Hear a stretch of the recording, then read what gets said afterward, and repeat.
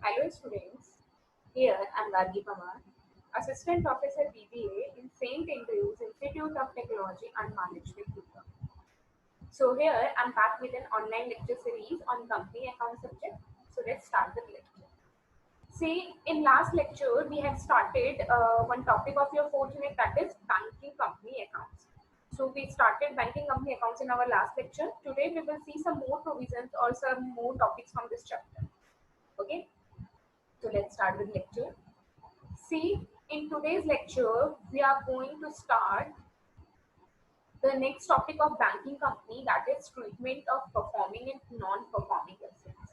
So first of all, question arises that what is the performing assets and what does mean by non-performing assets? So let's see. Performing assets are those advances whose interest and installments are being received regularly on due dates, whereas non-performing assets are those advances whose interest and installments are either unpaid and has been due for more than specified period. So, whenever you will solve any problem of this chapter, then first of all you have to assume yourself as a banking company. First of all, you have to assume yourself as a banking company. So, assume that you are a banking company. Okay. Now, what is performing assets? So, what is the basic work, or what is the main work of the banking company or bank? The main or core work of the bank is to receive the deposits, and to lending the loans, okay, to the public. So receive the deposits from public and giving the loan to public. This is the core work of the banking company. So there is two type of assets of banking company. One is performing assets and one is non-performing assets. So what is performing assets? See, the advances or loans that company provided to public or to a person. Okay. So on that loan or advances, if the interest and installments income is regularly received on time on due date, then that assets will be known as, that loan and advances will be known as performing assets. So those loans and advances on which regular installments and interest is being received on due dates, then that loans and advances will be categorized in performing assets. Whereas on which loans or advances the installment and interest income, installment and interest is not received regularly, then that assets will be categorized in non-performing assets. So basically, if we talk about performing and non-performing assets, तो ऐसे loans and advances जिस पे person regularly आपके installment का payment नहीं कर रहे हैं, interest का payment सब in simple words EMIs का payment नहीं हो रहा है, जिन loans and advances को बैंक को regularly EMI नहीं मिल रही, person due date पे fixed date पे जो भी उनकी due date है उस पर रेगुलरली इंस्टॉलमेंट पे नहीं कर रहा है, ईएमआई नहीं पे कर पा रहा है, तो वो सारे लोन्स किसमें आएंगे, नॉन परफॉर्मिंग एसेट में. और ऐसे लोग जो रेगुलर ऐसे लोन्स जिन पे रेगुलर आपको इंस्टॉलमेंट ईएमआई रिसीव हो रही है, that will B categorised in performing assets. Okay. Yes. Now, RBI has made following rules for identify for performing assets and non-performing assets. Now, how will we decide that this particular loan or advances is performing and this is non-performing? So, there is some guidelines given by RBI to identify that that loan and advances is performing or not performing. Okay. So, let's see. Yes. First is, let's talk about bills purchased and discounted. If bills remains overdue more than 90 days on balance sheet date, then they will be classified as NPA. So if banking company has some bill from some person or some customer, and that bill is overdue more than 90 days, suppose एक bill paid, एक bill की maturity थी 1st April 2019. Okay, now 19 days, 90 days तक, 90 days means suppose अप्रैल के बाद 1 अप्रैल को due, 1 अप्रैल 2019 को instalment due हुई थी लेकिन उसने पे नहीं करी. फिर 1 अप्रैल के बाद 30 डेज हुए, दैट मीन्स 30 अप्रैल को भी उसने पे नहीं करी. फिर नेक्स्ट 30 डेज, दैट मीन्स 30 मई तक भी उसने पेमेंट नहीं किया. फिर नेक्स्ट 30 डेज इज 30 जून तक उसने पेमेंट नहीं किया, इंस्टॉल पेमेंट नहीं किया उस बिल के अमाउंट का. अब कितने टाइम के लिए, 30 जून तक उसने अभी तक कोई पेमेंट नहीं किया बिल का, मतलब ओवरड्यू कब तक हो गया, 90 डेज. तो 30 जून तक आप वेट करेंगे, उसके बाद 1 जुलाई को उसमें उसको उस बिल्स को किस में कैटेगराइज कर देंगे, नॉन परफॉर्मिंग एसेट्स, बिकॉज वो कितने दिन से ओवर ड्यू थे, 90 डेज तक उनका कोई पेमेंट नहीं आया, जबकि 1 अप्रैल 2019 को मेच्योर हो चुके थे, लेकिन बैंक ने वेट किया, 30 अप्रैल तक नहीं आया, 31 मई तक नहीं आया, 30 जून तक नहीं आया। ओके, 90 डेज एक्सीड हो गए। ओके, अब 90 डेज एक्सीड हो गए तो उन बिल को किसमें कैटेगराइज करना पड़ेगा बैंक को, NPA, non performing assets. Second, if we talk about term loan, if loan installment or interest is outstanding for more than 90 days on balance sheet date, then it will be classified as NPA. Okay, so if the installment on term loan is not given and overdue for more than 90 days on the date of balance sheet, then it will be classified as NPA. 90 days तक अगर आपको term loan की instalment जो due debtors की उसके बाद भी 90 days तक बैलेंस शीट डेट तक 90 डेज तक अगर आपको उसकी इंस्टॉलमेंट, उस लोन के इंस्टॉलमेंट रिसीव नहीं होती उस पर्सन के पास जिसको आपने लोन दिया है, then in that case वो टर्म लोन किसमें कैटेगराइज हो जाएगा, non performing asset.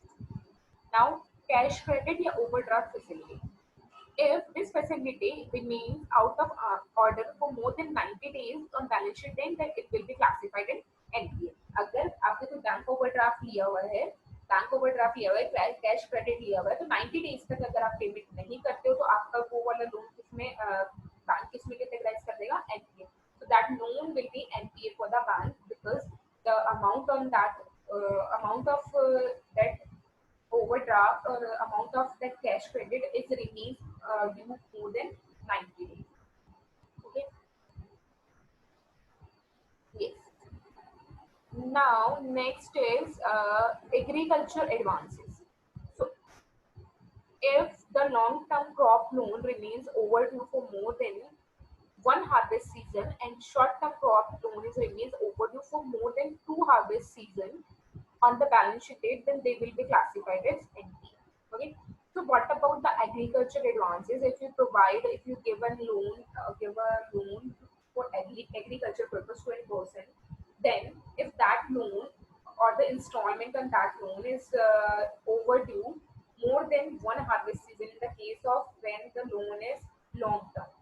Okay, in the case of short term, it is the installment, if the installment remains overdue more than two harvest season से ज्यादा अगर due रहेगी short term loan के case में, तो आप एनपीए उसको कैटेगराइज कर दोगे, और लॉन्ग टर्म लोन के केस में अगर आपकी इंस्टॉलमेंट ईएमआई आपकी वन वन हार्वेस्ट सीजन तक ओवरड्यू रहती है, more than one harvest season तक, तो आप उसे किसमें कैटेगराइज कर देंगे, NPA.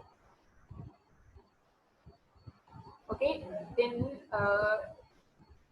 there is some income recognition rule.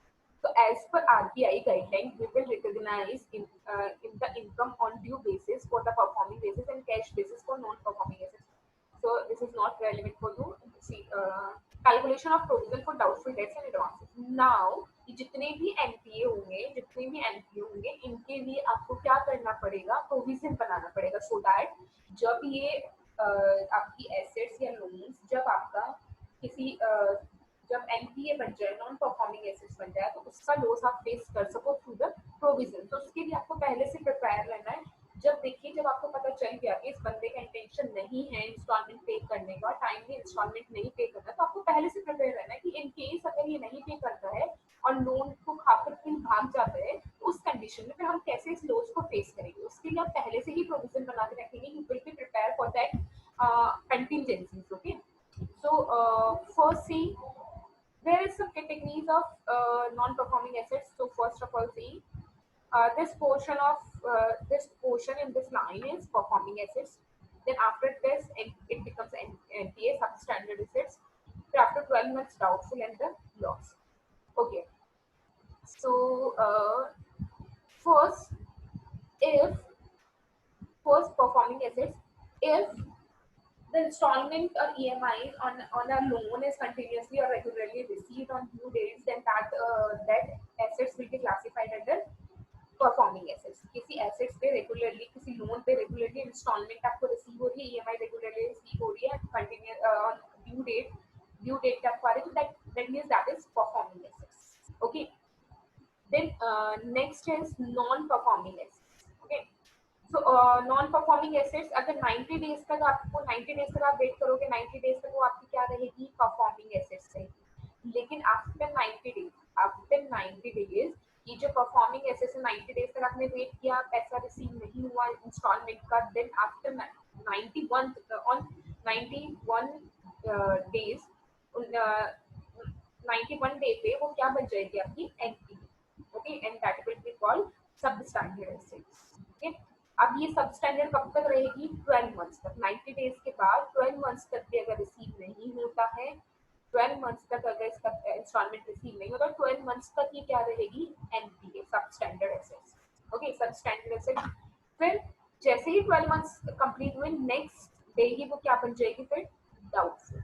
Okay, और डाउटफुल बनने के बाद भी आपने सारे एफर्ट्स लगा रहे, सब कुछ लगा रहे, उसके बाद भी अगर रिसीव नहीं हुआ तो फिर आप उसको क्या डिक्लेयर कर देंगे, इंस्टॉलमेंट रिसीव नहीं हुई तो आप क्या कर देंगे, उसको declare loss asset. Now RBI requires every bank to make provision for the doubtful debts on its advances, and for this purpose, advances are classified into four categories. First is standard assets. If any advances is performing assets, then it will be known as standard assets. जो भी performing assets आपकी क्या उसको हम क्या बोलेंगे, standard assets. So if any advances is performing assets, then it will be known as standard assets. Now, second, substandard assets. If any advance become non-performing, then for next 12 months this will be known as substandard assets. तो अगर performing है तो आप उसको क्या बोलेंगे, standard assets. Substandard assets अगर वो एनपीए होने के बाद, मतलब 90 डेज क्रॉस करने के बाद एनपीए बन जाएगा, और उसको एनपीए बने हुए अगर 12 मंथ्स का टाइम हो गया है, तो that will B categorised in substandard assets. फिर doubtful assets, if any advances have been NPA for more than 12 months, so up to 12 months that will be substandard assets. But if the installments is not received after 12 months also, then that assets will be known as doubtful assets. That assets will be classified in doubtful assets. So it will become doubtful assets. There is no time limit for any loan to remain in this category. Okay, so no specific time is not given for being doubtful assets. Okay, in standard assets, time is given for 12 months, and standard assets is given for 90 days. But for doubtful assets, there is no time limit to be stay in this category. Okay. Then next is loss assets. If the bank inspection committee of RBI or bank auditor thinks that the advances has loss is security, then it will be classified as loss assets. So if the bank or inspection committee of RBI or the bank auditor, if they think an opinion of them, it is sure that now this advance or this EMI or this loan will not receive, then that you can classify these loans and advances as loss assets. Okay. Now the provision of doubtful debts will be made according to following rates. So now आपको provision कितना कितना बनाना है, क्या क्या rate होगी, वो आपके RBI में given है. That is as follows. First of all, categories. First category is standard assets, that means performing assets. Now in performing assets there is three categories. If is loan provided for agriculture loan or SME loan, short manufacturing enterprises. Okay, short small small and medium enterprises, small and medium enterprises loan. तो agriculture loan है या कोई small and medium enterprises loan है, then आपको provision कितना बनाना है NPA standard के लिए, स्टैंडर्ड एसेट्स के लिए 0.25%. If there is commercial real estate sector loan to builders, then 0.1%, and for others 0.4%. Okay, these provisions will be made. Okay, now second category is substandard assets. So in substandard assets, there is two categories: secured, secured and unsecured loan. If the loan is secured, then 15% provision will be made, and for unsecured, 25% provision will be made. Now third category is doubtful assets. For unsecured portion of doubtful assets, provision will be made for 100%, and for secured portion, doubtful up if it is doubtful up to 1 year, then 25%. If it is doubtful 1 to 3 years, then 40%. Then if doubtful is for more than 3 years, then 100%. And last, for loss assets is also 100% provision will be made. Okay. So let's have an example of this. Yes. See. First of all, this is example illustration. XYZ Bank has given advances of rupees 2,50,000 to Mr. Bahubali for agriculture.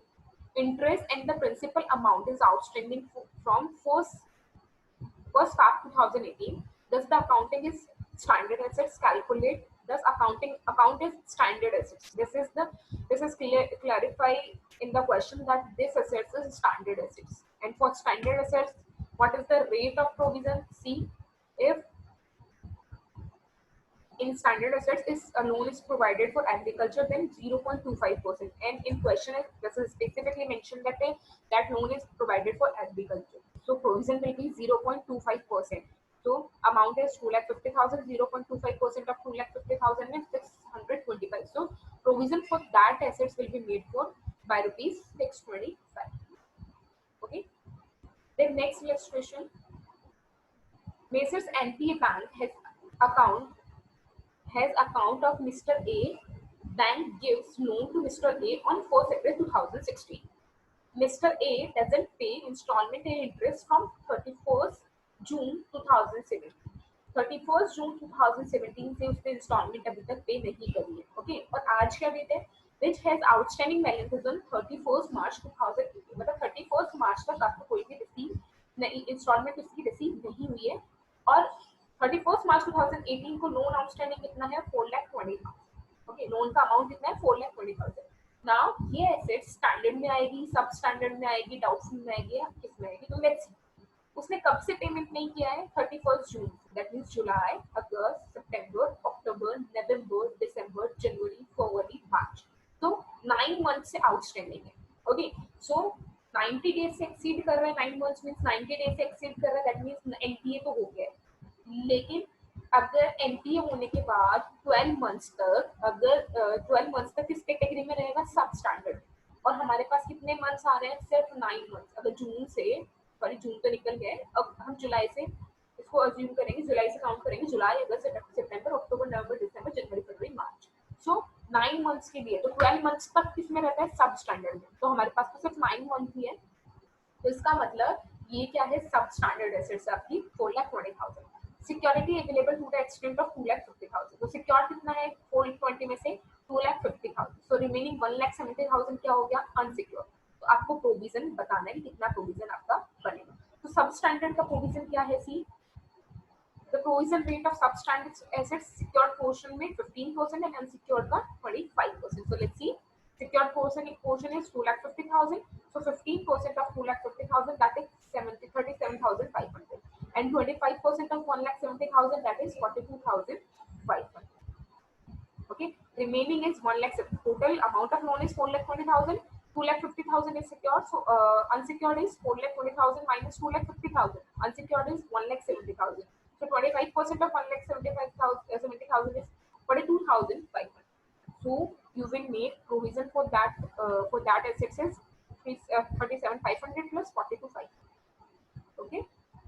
Yes. Now let's see the next illustration. Calculate the amount of provision for NPA by using following information. Okay, so see what are the information. So there's some standard assets. Standard assets amount is 5,000.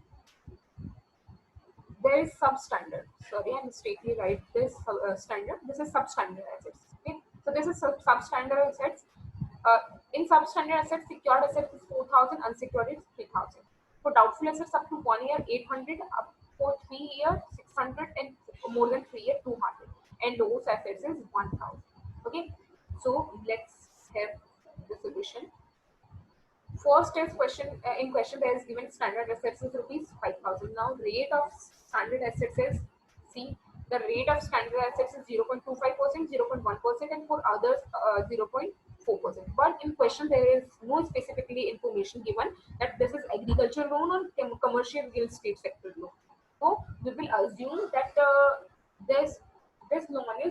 this loan falls under others category. We will assume that because there is no clear information in question. So on standard assets 0.4% on 5,000, that is rupees 20. Now for substandard assets, what is the provision? What is the rate of provision? For secured portion 15% and for unsecured portion 25%. So let's see.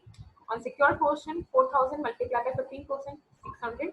3,000 multiplied by 25%, 750. Okay. Now let's talk about doubtful assets. So in question, there is three kind of doubtful assets is given up to 1 year, for 3 years, and more than 3 years. 800, 600, 200. This is given in question. Now see what is the rate of doubtful assets provision. So see, up to 1 year, 25%. Doubtful for more for 1 to 3 years, 40%, and doubtful more than 3 years, 100%. So 25%, 40%, and 100%. So this is the amount of provision for doubtful assets. Okay. And in last, for loss assets see provision is 100%. Rate of provision is 100%. So on 1,000, 100% provision 1,000. So total provision you have to made is 20 plus 600 rupees plus 750 rupees plus 200 plus 240 plus 200 plus 1,000. The total provision you have to made for NPA is 3010. Okay, so this is all about your NPA non-performing assets. Okay, so that's all for today. In next lecture, we will see the financial statements of bank income. Okay, so that's all for today. Thank you guys.